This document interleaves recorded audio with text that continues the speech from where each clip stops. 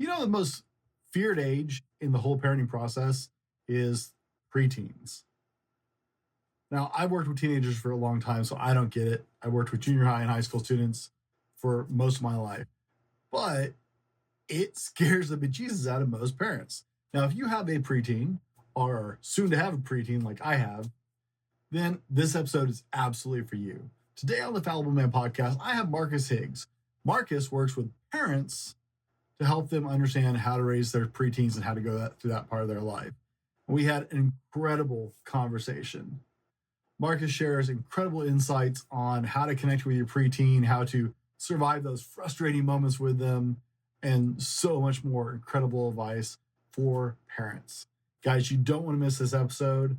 Along with this episode, in the show notes, you'll find a link to download a checklist to go with today's show. So you can take directly what you learned from today's show and actually start just applying it to your life with ease. It's free download. It's not going to cost you an email or anything. And if you want to skip the get to know you section, because some people don't like the silly section of my show, it's the first part. I got timestamps below. Feel free to jump forward straight to the core part of the show. But guys, if you've ever had preteens, if you're going to work with preteens, you're going to have kids, this is the episode you want to get. Let's get into it. Here's the million-dollar question. How do men like us reach our full potential, growing to the men we dream of becoming while taking care of our responsibilities, working, living, being good husbands, fathers, and still take care of ourselves? Well, that's the big question, and in this podcast, we'll help you with those answers and more. My name is Brent, and welcome to the Fallible Man Podcast. Welcome to the Fallible Man Podcast, your home for all things man, husband, father. Big shout out to Fallible Nation. That's our longtime listeners who have been with us for a while, and a warm welcome to our first-time listeners. Hey, there's a lot competing for your attention, so thank you from the bottom of our heart for giving us the opportunity to check us out. If you enjoy the show, be sure, let me know. Reach out to me at the Fallible Man on most social medias. I'm particularly active on Instagram. Tell me what you thought about the show. I'd love to hear your feedback. Also, if you really enjoy it, do us a big favor, share it with somebody who would benefit from the show, or leave us a review on Apple Podcasts. That helps us reach more people. My name is Brent, and today my special guest is presence coach for parents and I can't even say that. Presence coach for parents and preteens, Marcus Higgs. Marcus, welcome to the Fallible Man Podcast. Right in the name, the fallible. You tripped up right on the title. We'll just start right off with that one part. No, that's perfect. It is a mouthful. Can I say it? Presence coach for parents of preteens. Hey, right? There's a few too many P's for my lips, right? No, Marcus, we start pretty easy. How is your trivia skills? Oh man, let's go. Yeah, I'm up for it. All right. Which of the following languages has the longest alphabet? Is it A, Greek, B, Russian, C, Arabic, or D, English? Arabic. Arabic? All right. Now, guys, you know how this works. Don't cheat. Don't look it up. Just remember your answers. And for goodness sake, don't do this. Okay. If you're driving, just come back to it later, and we'll deal with that later. Now, Marcus, I don't do huge introductions because honestly, at this point, people don't care about accolades. They really don't. What we're interested in is, in your own words, today, in this moment, who is Marcus Higgs? Hey, I'm a messenger, sanctified to speak with the divine voice and know it was not of my own choice, rather God's will be done, because I am part of a chosen generation, a royal priesthood, a holy nation, a special person used to proclaim the praise of him who called me out of darkness into the marvelous light. You see, I am the mic. Sorry, the reason that came to mind, I wrote that poem when I was 16 years old. And that has stuck with me. And it's this piece that identity is at the core of everything. And I was sharing with you my backstory. I went hot. I'm in it, Brent. But when people ask me who am I, even though my identity has shifted over the years, there's a core of me that always comes back to that piece. And even though my beliefs have changed, even though the way I show up is more clear, that piece sticks with me. So people, when they say, "Who are you?" that's the first thing that comes to my mind. I am a messenger, sanctified to speak with a divine voice and know it was not of my own choice. Yeah. Yeah, there we go. Well, that's the amazing thing, right? There's not a wrong answer as long as it's your answer for that question. Yeah. We live in a world where there's so many boxes and definitions of things, and people identify as their jobs half the time, and it's like, No. Who are you? So I like to just lay that out there for people and let them decide. Yeah, there you go. Uh, um, if I can, right now, another Joseph Campbell quote comes to mind, Hmm, and it says, for me, there's a rephrasing of it. There's no greater privilege than to be who you are. I like that. Um, and I follow it up with two other quotes. There's one by this poet from Ireland. His name is John O'Donoghue. The duty of privilege is absolute integrity. And I'm gonna get back to that as being a parent. It's the duty of privilege is absolute integrity. Like, because other people are gonna be dysregulated, you have to know who you are and what you stand for. And the final thing is, and when they hear it, let them know it is a privilege to hear your story. Yeah, there you go. Boom. Wow, we're going deep right off the bat. I don't know if I've had enough Yeah. coffee for that yet. I'm Marcus, gonna take a sip myself. Come on. you could be in any movie. What would it be? The Prestige. Yeah. Oh, heck yeah, man. I don't watch movies again because I know how it's gonna end, and that's just how I am. But The Prestige, it's just like a magic trick that you figure out, and then it's like, oh no, let me watch this again. And every time you watch it again, it's like, what's that little clue that could have hinted me to it that I didn't know? But I mean, the relationship between the two with Tesla, and like the secrets, but like it's not visible right into the last shot. The Prestige. Yeah, yeah. All right. I haven't watched that one in a while. That and The Illusionist came out at the same time, Yeah. and I Same time. loved both of them. So All I'm right. a big movie nerd. Now, Marcus, I see that you like to work out. I was cruising your Facebook. Okay. So, whiskey and deadlifts, pro or con? Whiskey and deadlift? Hmm. Uh, Pro or con? I'm just gonna take the question as it is. I'm gonna say con. I don't know what you're asking, but I'm gonna say con because I don't want to be tipsy while working out. That's what I'm thinking. You want some context on that? Yeah, go for it. So actually, there is a guy that I'm going to blank his name because I want to call it. He owns Kabuki Strength, Okay. and he is, I mean, unquestionably one of the strongest human beings out there. But Kabuki Strength makes a lot of gym equipment. They make some really. His background is as an aircraft engineer, All right. and so like there's something called the Duffalo bar. It's a curved bar for squatting and some other stuff like that. Okay. But one of the things he'll train people with is he drinks when he's deadlifting Oh, why because specifically? he Go on. doesn't Yeah. drink a bunch, but he'll have just a couple of shots based on his tolerances. Sure. Because after about 3 shots, it actually arrests your inhibition. So you stop pumping the brakes automatically because your body has that urge to save itself Yeah. and will actually cap you at about 70 to 80% of your capacity. Yeah. Yeah. Yeah. That gets arrested at about 2 or 3 shots in, depending on your alcohol tolerances. And there are several other deadlifters that he's trained that will do that as well. And it kind of became a thing in the community for a while. So you can You know actually what? feel more after a couple shots. Yeah, try everything once. And hearing you explain it, it makes sense. And I say try everything once. I've not done PEDs, but no judgment against those who do. But all right, yeah, I'm open to it. I'm open to it. I'm gonna Right? say con at the moment, but I'm open to it. Yeah, Now that question makes no sense to somebody who doesn't work out at all because they're like, I'm sorry, what? That's how does that even work? yeah. But And people who lift, once you explain it, are like, you know what? I was gonna say my exercise. I mean, I like squat. I'm strong in my legs. On a deadlift, yeah. Let's go. Yeah, we'll do it. I'll get back to you on that. What's your best playground insult? You work with preteens, so I have high hopes for this. uh oh man. Man, I've been so far removed from insulting people, and I can come back to that. But what came to mind was your mama's so fat you gotta drive just to get on her bad side. That's what came up. Okay, so you're upper 30s and 40s, right? Yeah. Because it came with your mama, right?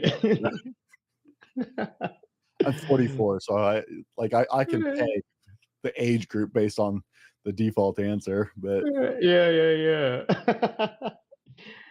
You got me on that one. what I purchase of sorry, go ahead. Go for it. No, go for it.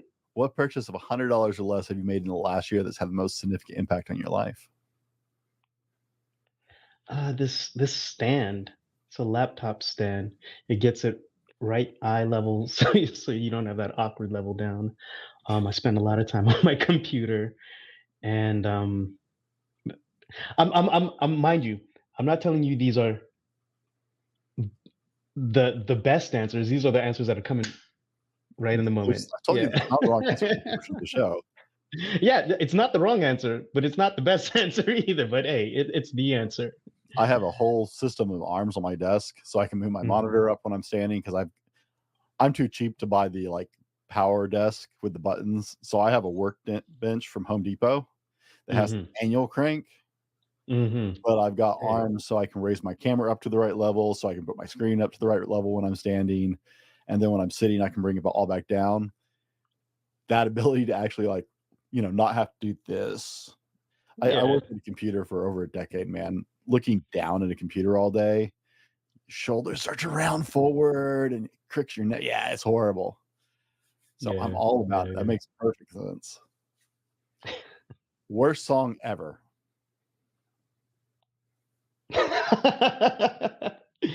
The what came to mind was it's not. Right when I thought about it, I said it's not. But Alicia Keys "Falling," because really she just says the same thing again and again and again and again. I'm like, how far can she fall? A really Yeah. long that's like an Empire State level fall. Like, Right. I keep on falling in and out. Yeah. But it's a good song, but I just remember that song annoyed me as a teenager. Yeah. well, I mean, there's no shade on her as an artist. The song was crap, but no shade on her as an artist. She had a gorgeous voice and her skill at the piano is amazing.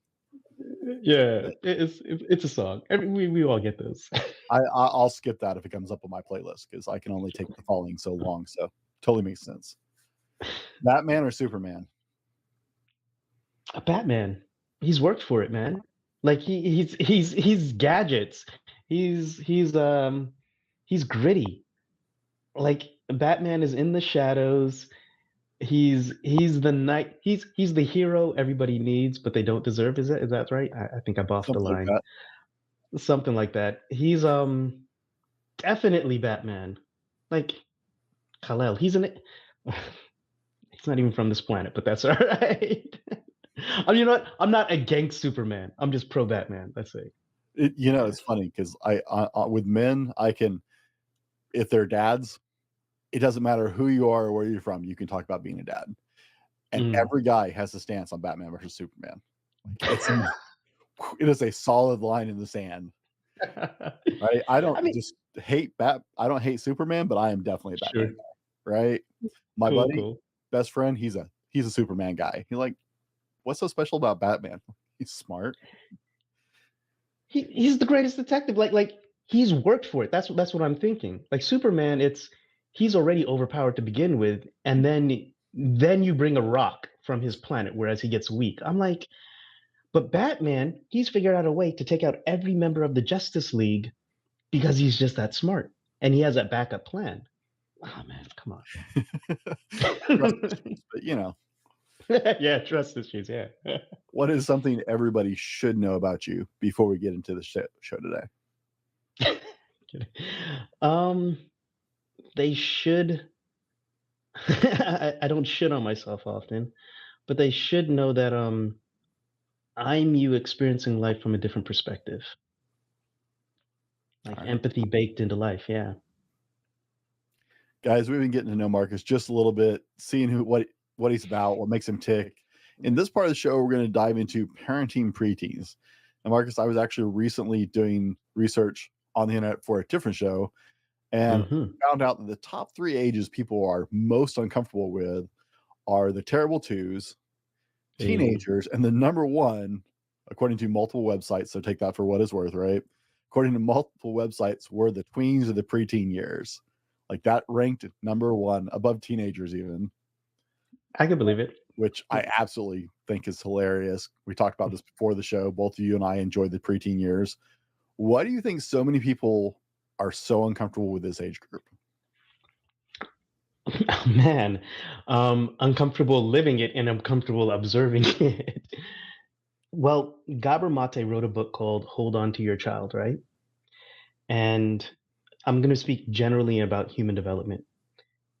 Maternal energy pulls them in close. It says, "I love you. You're worthy. You're secure. You're safe," and so on. Um, this is where paternal energy, and this is a natural development of things, then pushes them away, and it says, "I love you. You're supported. You're worthy."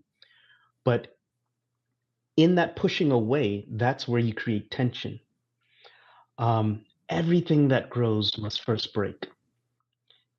And it's in that breaking away of the teen wants to have independence and the parent wants them to have independent. And I say want because sometimes it's not in sync, but it's the natural order of things. It is the growing pain in that moment. And this is the thing. It's the first one like that. It's the first breaking of the identity because the kid is just like, well, who am I? Um, this is a larger idea that we didn't talk about, but there are three crossing of the thresholds in our life, if you will, or in the hero's journey with Joseph Campbell. The first time we're a child and we say, "I'm not a child," um, and then we say, "Well, who are we?" And we're turning and looking to see who we are. That's the first threshold we cross over. And then you identify with a group, and then you say, "Well, I am not this group. I'm not like these other people." And life says, "Who are you?" And then that's when you eventually you say, "I am." And we come back to that identity again. That's why I say at the core of all these things, it's identity is the root of all of our behaviors and actions from there on. But the reason preteen years are so crucial, so feared, if you will, for me, it's not a fear. I love working with them just as you do.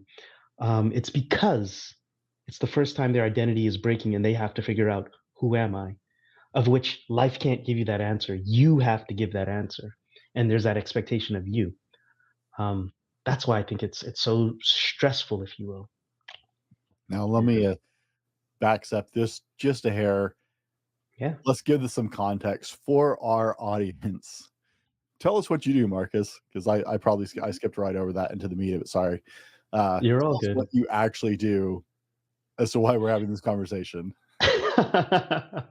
So I'm a presence coach for parents of preteens.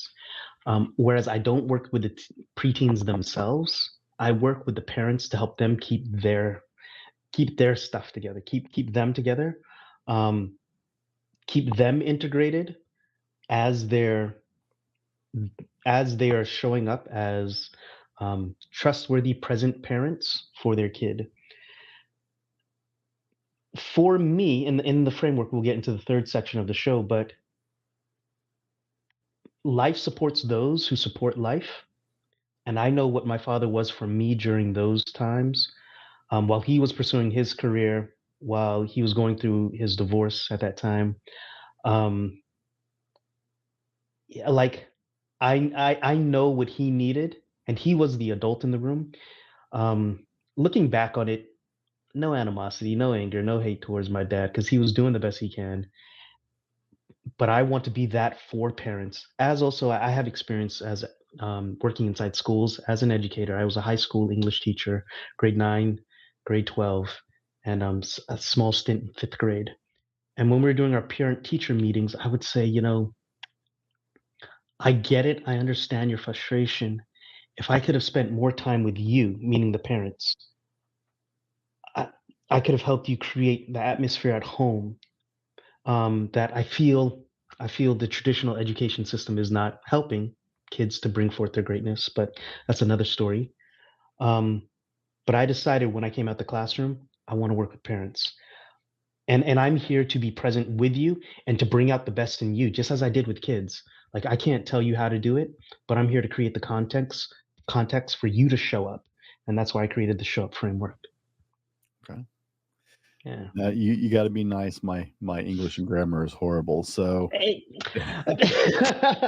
No, man. Like I'm if it makes sense to you, it makes sense to me, and we're communicating. And I was not that teacher who would dock off points for that. Like I'm here for your full expression, and that's what we're here for. Yeah. I got to tease. My wife is my wife. If I got to send something of like importance, I have my wife proofread it because Uh-huh. she like. I swear we need to find her work as a proofreader because she loses her mind. She'll read it like an article in a magazine or something or a paper, and she goes ballistic that a grammar mistake got in or a spelling error got in to this professional publication. So I have her proofread anything I send. So I tease people who are spelling and grammar inclined. That's not you know what's funny? Interestingly, I think I had undiagnosed dyslexia growing up because I love words and I do say I vibrations, that's what I love. That's what I say. But I'm not the person to knock you if you're missing this or missing that. Like, yeah. It's all very tongue in cheek. My 9-year-old corrected my spelling yesterday. How was that to your ego? That's a palatable, man. You know what? I'm totally cool with it. We Yeah, there homeschool you my go. kids. We Uh-huh. homeschool my kids. They're actually working about 2.5 grade levels above their actual like our Oh, homeschool curriculum we use. My 9-year-old is in 4th grade. She's actually doing like 6th and 7th grade work.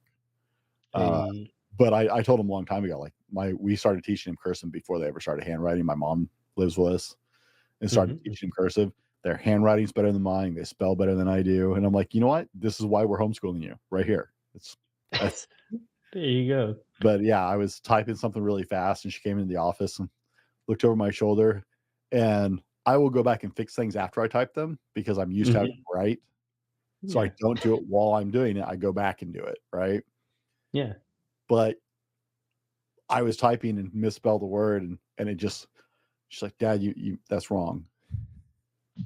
Like, thank you, baby. I was gonna go back and fix that later, but that's fine. Let me stop, fix that, you know. She was being helpful and she cracked me up. I was like, goodness, you are your mother's children. This is gonna be a really long couple of years. Yeah. Sorry, total segue. Now, Marcus, you work with parents. Let me ask you, because there's a lot of parents out there who haven't sought help with this. They're anxious. They either have preteens or they're getting close to that preteen age. I told you my youngest is almost in there. My oldest is in there.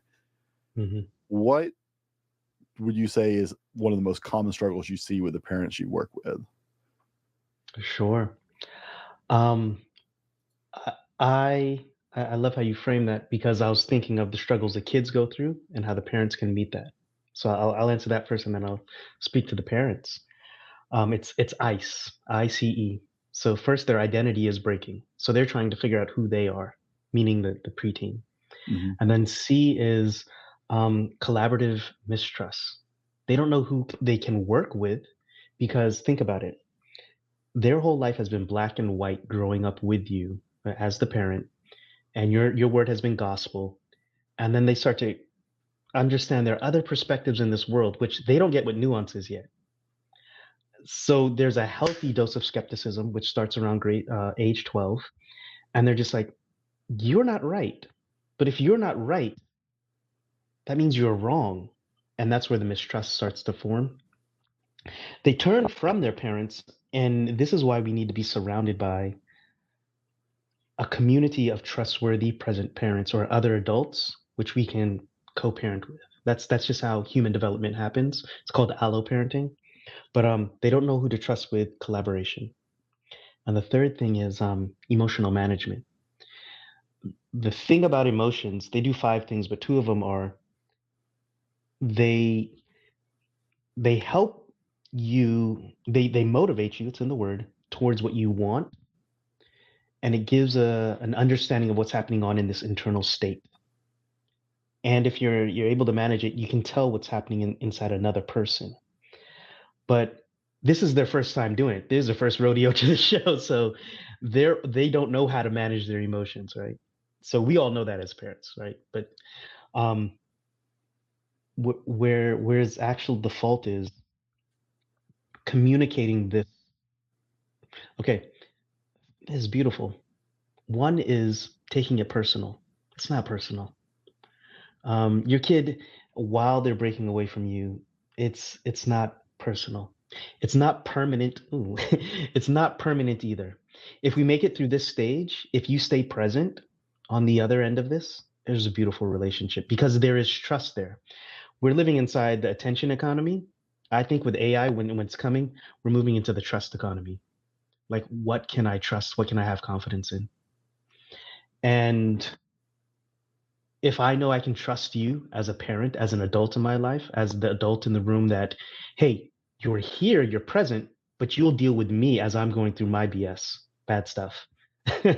That's um so don't take it personal. Know that it's not permanent and know that it's not pervasive. Know that this is probably just one thing that's really causing your kid to do like that. It's not in all aspects of their life. There's still potential there. There's still beauty there.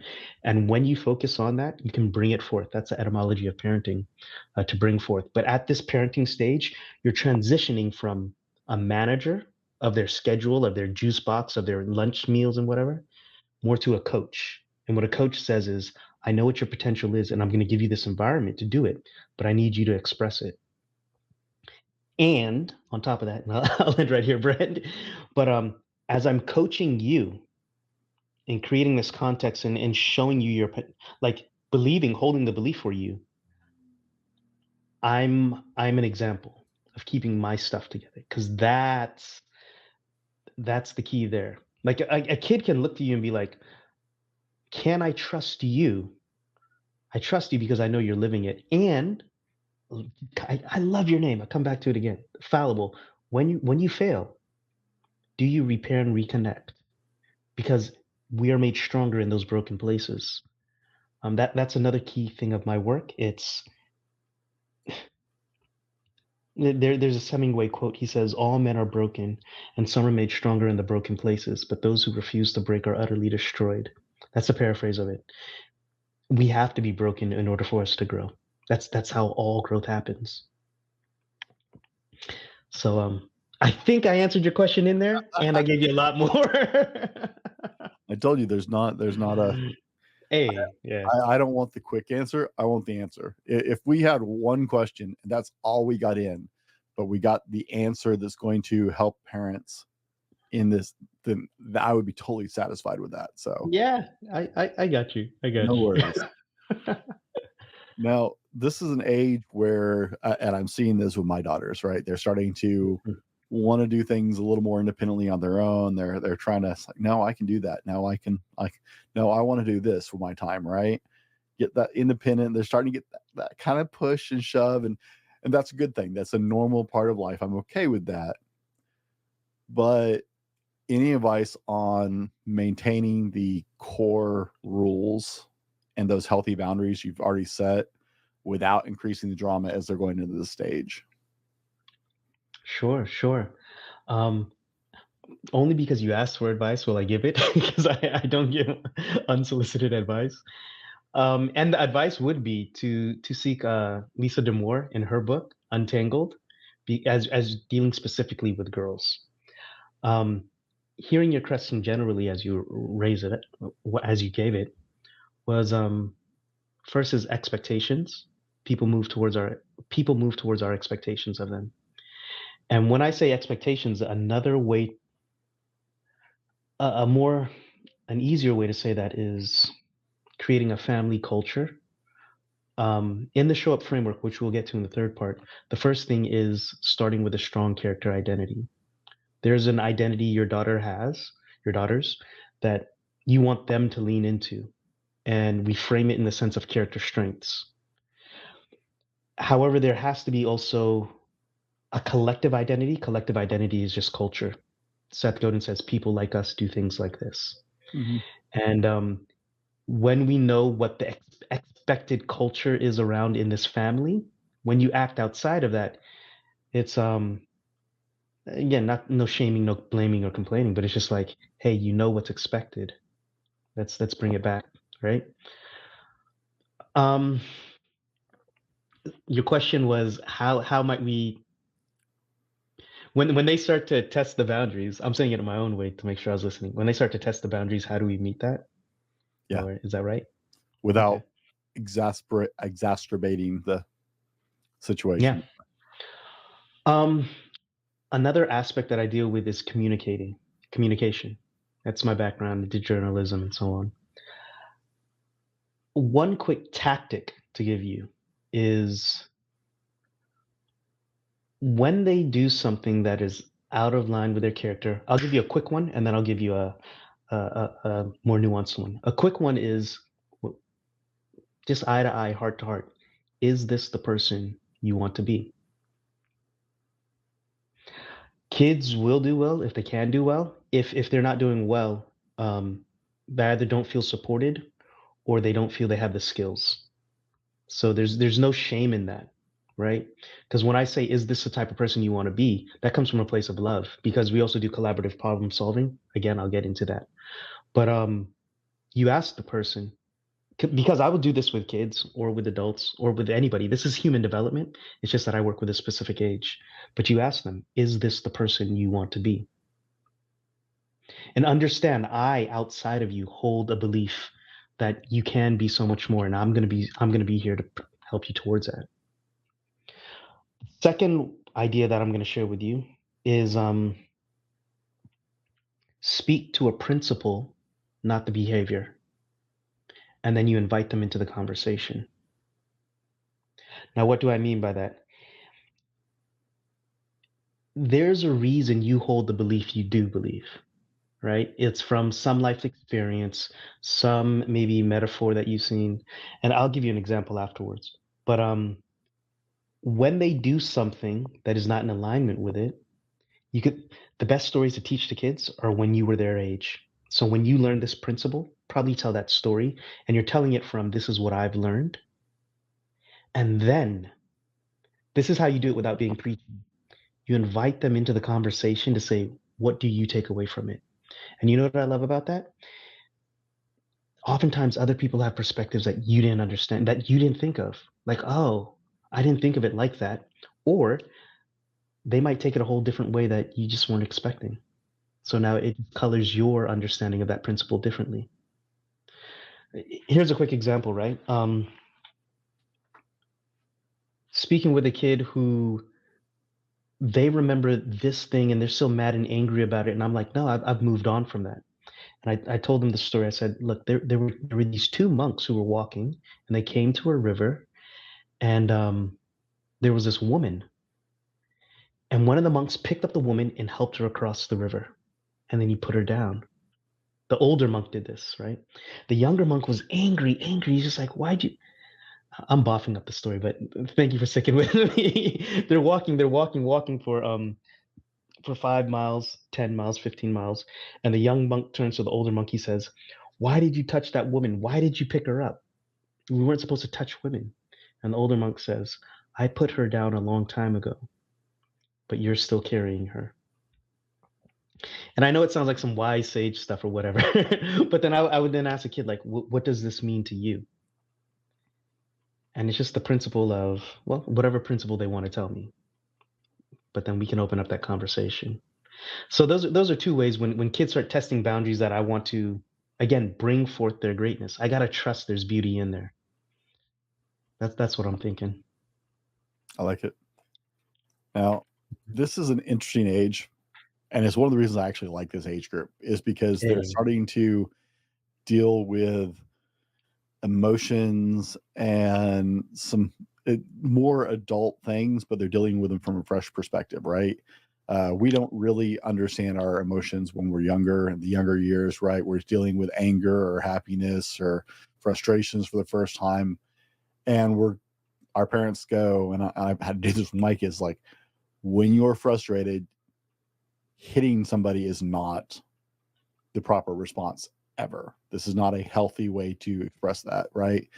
And at that younger age, like, this is just how it is, because explaining it, they're not at that level, right? And we start to get into the preteens, but we also get into those hormones coming in, some moodiness, right? That the early teenage years where they're like, "Oh, dad," and how as parents can we? And I saw this question on your one sheet. I have to ask.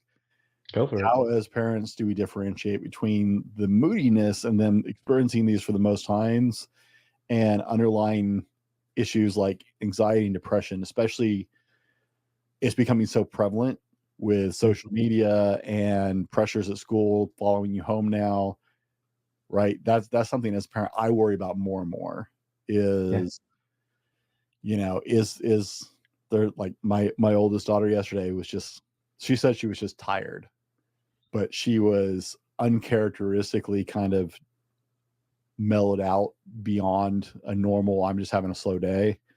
Mm-hmm.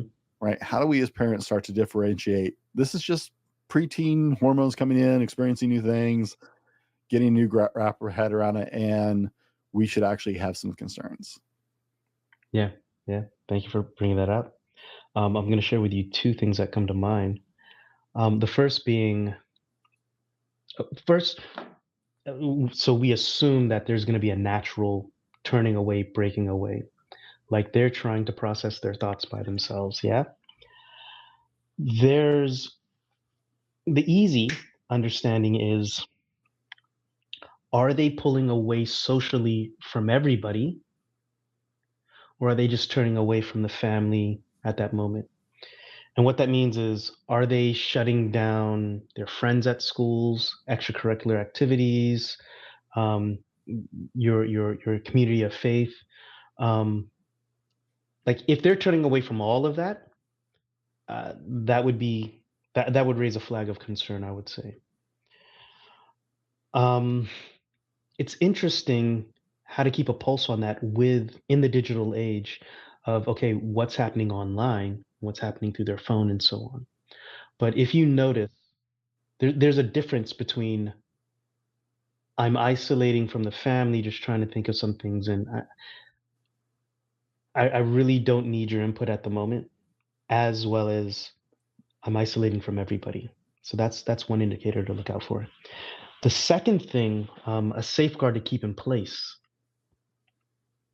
There's an exercise that I do where we do a letter writing activity, and at the end of the letter, there's inbuilt psychological safety. That means there. So at the bottom of the letter, it says, and if at ever any time you want to come to me and open up about something, bring this letter back to me, and you'll have my undivided attention for however many minutes you want to write on there, 5 minutes or 10 minutes. And what this does is, it gives your daughter, or gives your son, your child, the space to know that there's space for support. Just knowing that you have support goes a long way. And what that support is, a place to listen, a place that I can be me. What psychological safety really at its core is, I'm able to be myself without being threatened, without fear of being harmed. If your child, and then you take this letter and you just put it in a sock drawer if you don't want to read it one-to-one. There are different ways you can present it to your daughter, but put it in a place where she knows she can keep it. The beautiful thing about a letter, why I love it, is you can take it with you when you move house, or if she goes to college or whatever. But it's like a coupon to say, you have this time to be supported by me, that I'm ready to be present. That's why I say a presence coach for parents of preteens. So that somewhat answers it on both ends. I wouldn't say we're mitigating it on the front or avoiding it. We're keeping eye out for the flags, as well as we're keeping a safeguard on the back end, that if she ever gets to that point, just be like, hey, acknowledge it. When you're speaking about things, there's another thing with communication. Just say, I wonder how you feel. You speak your thoughts out loud, but again, empowering thoughts of, you're tired. Just stating what it is. I believe you're tired. You look tired. I believe you need that time to go, and I understand it. Just know that if you need support, I'm here. I remember a principal told me that one time when I was working with him. He says, I think he thought I was drinking. I wasn't. I was just tired. I woke up. Yeah, my eyes were red just from crying that morning.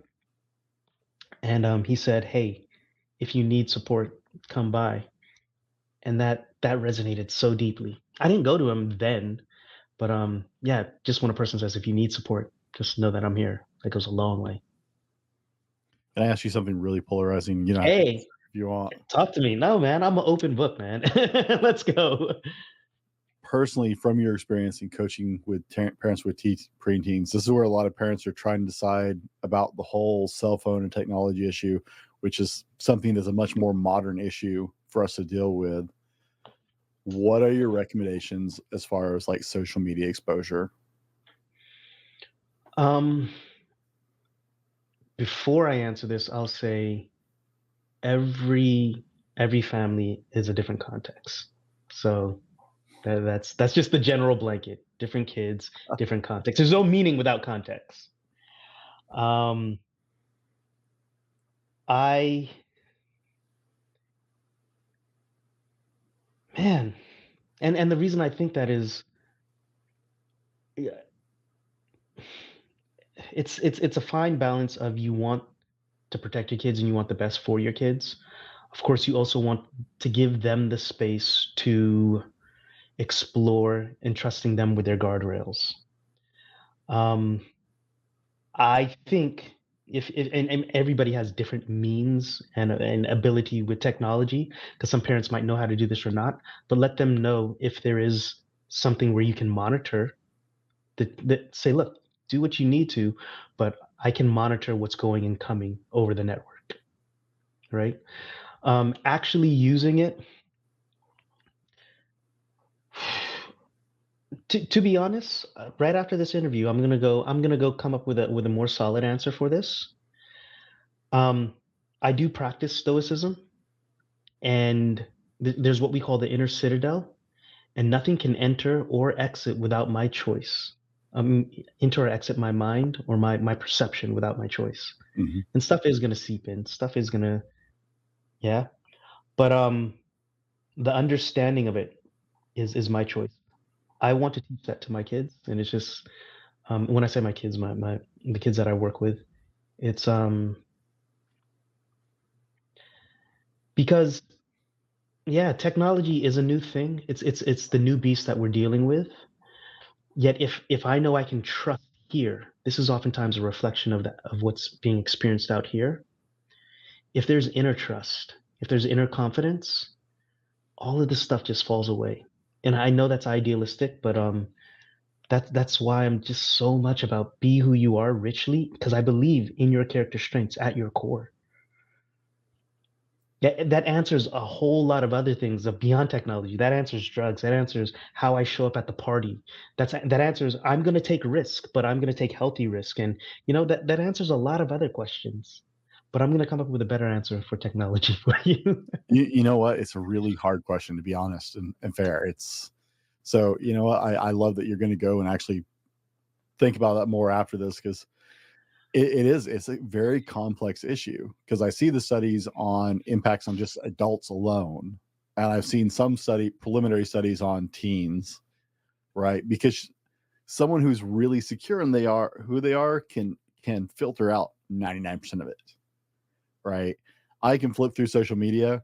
I don't look at people's best lives, because that's all you see on social media. I don't look at people's best lives and go, wow, I suck, right? It doesn't even cross my mind. I don't look at other people and go, oh, I don't have any value, because like it doesn't bother me. Yeah. But I've seen the rates on mental health, the impact on mental health, and I understand, right? You want to empower your kid and trust your kids. So it's a really hard question for parents these days. I will say, and I do know I do know the conversations around it. Um, I will say most definitely have that conversation with your kids, because if it's not mentionable, it's not manageable. So when I say I trust them, it's not willy nilly. I'm gonna throw you out there to do what. I mean, the age where we grew up, yeah, we went out and we played in the street and whatnot, but there were conversations that happened before we went out. Mhm. So yeah, I'll come. I'll come with a better answer for you. Thank you for that. Yeah. No, I love it. Like I said, it's totally fair. It is one of those modern, because I looked at it as a parent, right? I Mhm. it's not something, pressure from school couldn't follow me home unless I brought those people with me, right? You couldn't be bullied outside of school by people still at school unless you went and spent time with them outside of school. Now, like, all that follows you. There's a whole level of new things as parents that we're dealing with the current generations of younger kids Yeah. that we've never had to deal with before. We have no experience. So it's an evolving conversation. And so, yeah, I knew it was a loaded question. I just, I know you're all good. These are questions that we need to be having, because we have to answer them sometime, eh? exactly. Um, one thing that came to mind that I'll have in conversations with people I work with, and again, it comes back to your name. Just thank you for that, fallible man. It's understanding that my perspective is fractured. It's not the full perspective. And in narrative, when we're talking about writing stories, we call it the unreliable narrator. And social media is just a bunch of fractured narratives, and we don't have what's going on behind it. That's why I said we're entering the trust economy now. Like, and that's why I want to establish in parents and in kids, trust yourself. That's what Emerson said. Ralph Waldo Emerson, trust yourself. Every heart vibrates to that string. All right. Yeah. And guys, we've been just discussing the amazing world of parenting preteens because, guys, seriously, it's exciting. It's a really cool age. Yeah. I know it may rattle your nerves a little bit. This is a really cool age. In this part of the show, we're going to go into Marcus's show up framework to better equip you so you can have a little more confidence in dealing with your preteen. Maybe it's your first preteen, maybe it's you're not, but we're going to give you some tools that will help you out going forward with working with your preteens. Now, Marcus, I'm going to step back and let you go through this. I'm not going to try and tee it up because you've got this down, and we'll get back in. Hey, well, I'm gonna show up. That's how it is. Every time I hear this phrasal verb show up, this comes to mind now. Everything starts with identity. That's what we learned from James Clear, Atomic Habits, and so on. It's I do these things because of who I am. So let's go through it. S is we start with a strong character identity. I'm a student of positive psychology, and in positive psychology, we have. Hey, I wasn't expecting that. Awesome. Thank you. Thank you, Brent. So then we start with the VIA, virtues in action. What virtues in action are, there are 24 character strengths found in all cultures, all religions, ancient, and then they're brought up into modern day psychology. Really, what these are aspects of humanity that create community, that bring us together. Because in positive psychology, we say other people matter. So we start with a strong identity through our characters, our character strengths. Character strengths could be something as leadership, could be bravery, could be perseverance. My top five, and it's worth noting, all of these strengths are with you. It's just some are expressed more than others. My top five are fairness, gratitude, creativity, hope, and wow. I forgot it, but that's all right. It's in there somewhere. But these are your. When I was in the class, I would have these conversations of making everything around their character strengths, and understand these can be also vices, and that if it's too much expressed of something, like if a kid's acting up, hey, I know humor is your strength, and right now you're expressing that a lot. I need you to dial it back so that you can meet my needs of what we're doing here in class all together. Or maybe like if you have a defiant kid, that's perseverance. And right now that's me shaking the gate from a baby. Um, it's hey, I love your determination, but right now No, we'll get on to the next part of which is H, collaboration. Hold space for collaboration. So S is start with a strong character identity. 2 is hold space for collaboration and critical thinking and problem solving. When kids are going through their identity breaking, this is the first time they're oftentimes thinking, what's wrong with me? Remember, our inner state is oftentimes reflective of our outer state, and they're thinking, what's wrong with the world? What's wrong with me? What's going on? And they're actually literally losing their minds. Dan Siegel in his book Brainstorm talks about how this is the purging of the brain where we're starting to cut away pieces for us to specialize in what we're going to lean into. And when I say hold space for collaboration, remember from our ICE model, we said they don't know who to trust. As the primary caregiver inside their lives, parents and guardians and so on, what you're doing is instead of confronting the kid, of saying, why this, what, blah, blah, and you're going back and forth to the power struggle, there's a model where we turn and say, look, there's a problem here. You invite them to the conversation first. You say, what are your thoughts on this? They might not think it's a problem, but there's a whole, again, framework. It's called collaborative problem solving. You could look it up. It's by Dr. Brett, I believe Brett Ross. And you say, let's look at this together. This is why it's a concern. And then beyond that, what are the possible solutions that we're going to work on together? And you start thinking in tandem with your kid so that you're teaching them how to critically think. You're teaching them also that they're supported in facing their problems. And we also teach them that you are not your problems. You are the solution to them. And there are many different ways to solve it. But that's S. Start with a strong character strength because we're going to answer your problems with your character strengths. 2 is hold space for collaboration. 3 is open up communication. How to pass on your values without being preachy. We touched on this a little bit earlier in the episode. When we're opening up communication, there's this beautiful book by Charles Duhigg called Super Communicators. It just came out. There's some principles, again, I deal with human development. It's just for this particular age as they're going through their first identity breaking, so we could set them up for lifelong stress progressiveness, growing with their stress.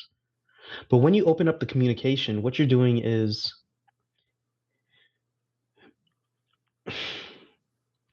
first let me frame it with be mindful of the voice with which you speak to children, for in time that becomes a voice with which they speak to themselves.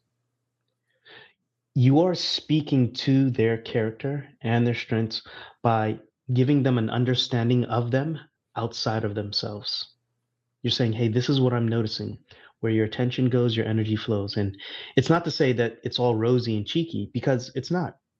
But you're speaking at how they can meet those stressors they have in their lives with their character. And when they're ready to open up. Here's the interesting thing about being a preteen. When you're seeking independence, you don't know who to trust because your parents' views aren't necessarily your views of maybe what you're seeing with your peers, what you're seeing with other adults inside your community, trustworthy adults in your community, what you're seeing online or so on. So you're not sure if you can trust them. With a parent, we explore with curiosity to invite them into the conversation when they're ready, because your kid will. If you maintain that trust up into this age, they will open up when they're ready. And when they open up, that's when you lean in with the skills that we have for this time. One last thing I'll say before we move on to the last point is in opening up the communication, there's one suggestion that I work with all my clients. It's called U time. It's a regular set time, minimal set amount of time. Could be 5 minutes, could be 10 minutes. It could be daily, could be weekly, but it's something you have set that your kid knows. It's just you and them. you could set it up as a walk around the block you do once a week. It could be on the weekend, maybe Friday night, you block off this hour of, let's just uh, go over the week of what happened. And again, you're not leading the conversation here, rather it's child directed, so that they know that they have some autonomy over the time. Like they know, I own this time and I can get your attention now. Because oftentimes kids feel as though they don't have their parents' attention, and they still want your attention. I want you to understand that, but they don't want any judgment because they're already feeling judged even without any other pressures. Easier said than done, I know. But in this you time, you're giving them space to connect with you on their terms. And so then in the week or in the days, yeah, you'll have those communications. But when you can tell them, look, I can't deal with this right now. Can we speak about it at you time? They always know there's a regular place I can come back to you. And again, what we're doing is we're creating regularity to help them be regulated. So we have start with character strengths, hold space for collaboration, open up communication. The W is wonder and explore this world together. All right. I'm from the classroom. We have project-based learning, projects. Happy people have projects. That's Sonia Liebermersky. Happy people have projects in that we're progressing. Progress, pro means forward, gress means walking. We're stepping forward. Your child, we all have projects. Brent has this podcast. I have the work I'm doing. Our kids are our projects.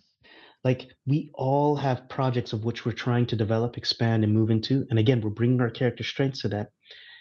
It's intentionally setting up something difficult for your child to do. I say difficult, that's effortful.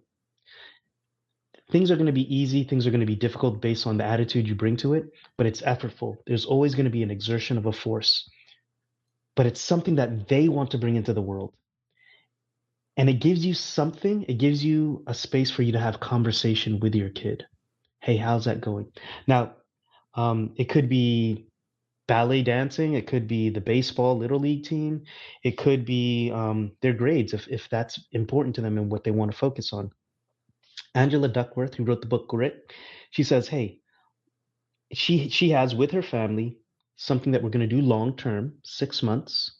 You can't give up, and we're going to have regular conversations about it. When we used to do project-based learning, that's what it is. Hey, what's your goal that you intend? And what we're going to break it down to say how you're moving towards it. What little steps are you taking? And this is where you're wondering and exploring a contribution to the world, you and your kid together. All right. So we have SHOW. Start with character strengths. Hold space for collaboration. Open up communication. W is wonder and explore this world together. The final, I put them together. It's UP.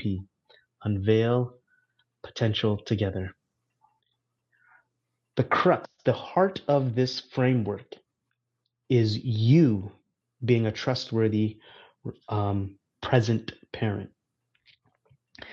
This is hard to understand, but you have to let go of the reins of your child and trust them to blossom into the character they're going to be. And that's more easily done when you know you're living in integrity with yourself. And you and your child are unveiling your potential together. You're both flourishing. In human development, they first start off dependent on us as caregivers, as parents, as guardians. They then move into their independence, but that's not the final form. Like Pokemon, the final form is interdependence.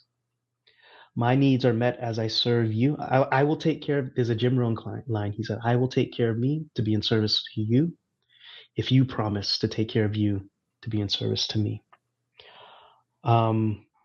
That is the show up framework. Honestly, this is what it means to be human for me. This is human development.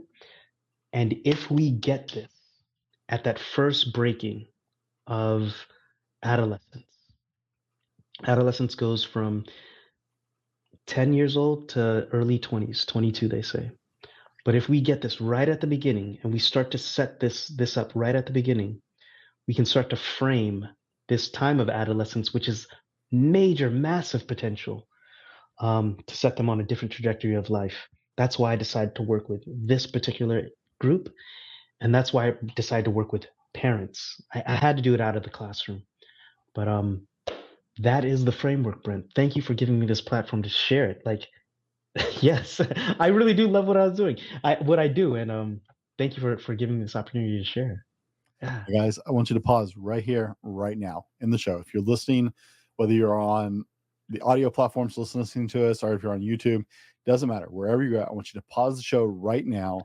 And I want you to share this episode with the parent of a preteen. If you have somebody in your life who is about to have preteens or is living with preteens, share this episode right now. Just help them. Okay? It's his show up framework isn't going to give you all the answers. It gives you a foundation to work off of. But as parents, you called it what do you call it? Trustworthy present parent. Co-parent. Oh yeah, co-parent. Right? Yeah. Community is important. Yeah. So if you have a community member who is a preteen parent, share this episode with them and help them out. All right. And then keep listening to the rest of the show because we got more to come. I didn't want to interrupt on when you were going through it because we could spend the entire episode just unpacking that, but I don't want to do that because I want to give people that foundation, and we're going to move into for our preteen parents listening right now. What are the first 3 steps they can take to start to build that best relationship with their preteen? Yeah. First thought is I shared this with you before, Brent, but yeah, there's no greater privilege than to be who you are. So communicating to your kid, hey, I'm here for you and I accept you. And when I say I accept you, and again, this is a nuanced conversation, but I'm here for you to be your best self. And me saying that, you are not the bane, or you are not the source of my stress. That's why I work with parents to keep their stuff together, because there's a resonance when you are firm, or you know who you are and you know who you are in your character. That resonates to your kid. So to answer your question, first communicate to your kid, I accept you as you are, and you're not the source of my stress. Easier said than done, because sometimes they really are. I mean, let's admit it. Let's admit it. But someone told me, said, in this world, when you experience stuff, it's not the stuff; it's your response to it. And again, Stoicism is at the foundation of a lot of the stuff of what my name is literally Marcus Aurelius, and I do read meditations in the morning. But Stoicism is to be lived, or philosophy is to be lived, not to be talked about. The second I would say is,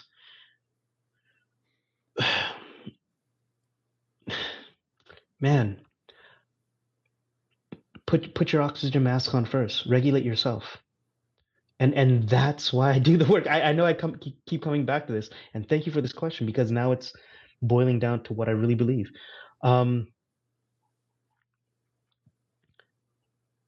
Your kid is going through dysregulation naturally. This is what they're doing. You are the adult in the room, and that is a responsibility to have. And there is support for you out there. If not me, other people in your communities, right? So keep yourself together. Get your rest. Put your oxygen mask on first, because even if you live in your integrity, like you in your virtues and your values, nobody else can put that on you. Your kid might go waywardly, but you know you did your best. And I'm thinking of Marcus Aurelius and Commodus, if you know that story. But that's just, you have to be in integrity with you. That is the crux of this whole message. Third thing is enjoy it. It gets really heavy in those first two, but the last two are stay present. And right now, I have an aging father, and one line that I say with him often is, "Do you know why we stay present? It's because we won't get this moment again." And he stayed present when I needed him, and I'm here present when he needs me. And that's what I'll say. I love it.